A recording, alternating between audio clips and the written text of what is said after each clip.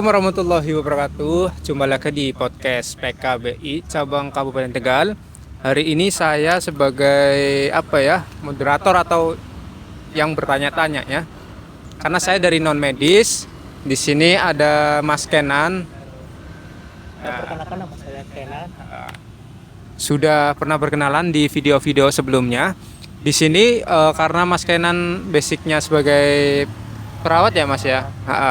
Karena di sini bincang-bincang kesehatan, di sini ada Mas Kenan yang sebagai perawat akan memberikan sebuah gambaran atau tips bagaimana sih cara merawat mungkin pasien seperti itu. Gimana Mas Kenan? Sebelumnya nih ada pengalaman jadi perawat di mana? Ya, perkenalkan dulu, nama saya Kenan, dari jurusan keperawatan ya. Sebelumnya saya bekerja di sebuah rumah sakit di Palaraya yang terletak di Tegal. Namun sekarang saya berhenti dan sampai sekarang saya bekerja di suatu kesehatan di klinik Mitra Sehat Sejahtera PKBI cabang Tegal. Baik, tadi pernah bekerja di suatu rumah sakit ya. Nah, untuk perawat sendiri itu biasanya merawat orang yang seperti apa sih? Yang mungkin anak-anak, dewasa, atau orang tua. Kemudian dari pengalaman Mas Kenan sendiri, sakit yang dialami mereka itu? Jadi kalau di rumah sakit itu kan umum ya, jadi semuanya dari balita, bayi, remaja, dewasa gitu kan. Jadi kalau ke pasien ya itu harus komunikasi dengan baik, ramah, sopan, dan jangan sampai muka-muka jutek atau judes ya, itu akan mengganggu klien itu, jadi nggak enak gitu kan. Nah, sekarang ini kan saya bekerja di klinik Mitra Sehat Sejahtera PKBI cabang Tegal. Di sini saya mulai ada pembaruan yang biasanya meriksa umum ya. Di sini juga ada pemeriksa umum, tapi lebih ke pemeriksaan KB, ada KB implan, IUD, pil, dan kontrasepsi darurat. Namun ada telemedicine juga, SGBV juga, dan kekerasan. Baik, tadi bilang sekarang di PKB Kabupaten Tegal yang menangani implan. Nah, untuk reseptor atau orang yang masang implan, aseptor ya, orang yang masang implan atau IUD perlu dirawat nggak, Mas Kenan? Perlu, ini perlu banget karena di sini kan banyak aseptor ya.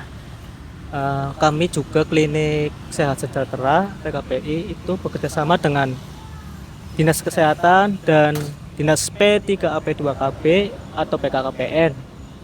Di situ kami akan membawa atau menarik akseptor tersebut ya, entah itu dari perusahaan, dari karyawan-karyawan itu Mas. Ya, tadi pertanyaannya kalau orang yang masang implan atau intinya masang implan, IUD, dan kontrasepsi lain di klinik, itu apa mereka butuh perawatan gitu? Butuh dong, butuh banget karena seperti apa? Karena kan habis pasang implan ya, itu kan harus ada kontrol. Nah itu, jadi kalau sebelumnya pasang, sesudah pasang itu 3 hari, sudah pasang 3 hari itu harus kontrol untuk melihat luka tersebut.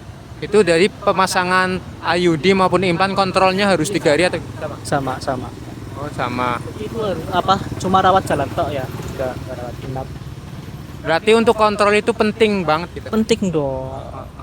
Nah, selama ini aseptor yang pasang implan atau IUD selama yang pernah kontrol itu gimana kondisinya? Apa pernah menemukan hal-hal yang tidak diinginkan? Jadi lebih ke yang kebidanan ya yang tahu ya. Cuman kemarin-kemarin sih ada. Ya kebanyakan paling cuma plasternya lepas gitu kan. Terus paling yang nggak cocok itu kan gatel-gatel gitu. Jadi nanti konsultasi sama kebidanan dan telemedicine di PKP itu. Oke, jadi saya simpulkan untuk perawat merawat ya saat memasang implan, baik itu implan atau IUD gitu ya, intinya perlu dirawat. Caranya itu sebenarnya tidak merawat diri sendiri, mungkin kalau misalkan ada keluhan itu namanya kontrol ya, perawatan tapi kontrol ke klinik yang bisa masang, yaitu PKBI ya, untuk mengetahui kondisi bagus atau enggaknya, sehat atau enggaknya gitu nggih.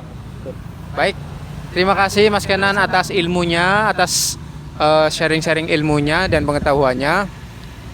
Terima kasih teman-teman di sini. Sekian podcast dari kami, semoga bermanfaat. Intinya kalau misalnya ada pertanyaan apapun tentang kontrasepsi atau hal-hal lain tentang kesehatan, bisa menghubungi hotline Klinik PKBI Kabupaten Tegal di bawah sini. Di mana Pak Kenan? Nah, di sini.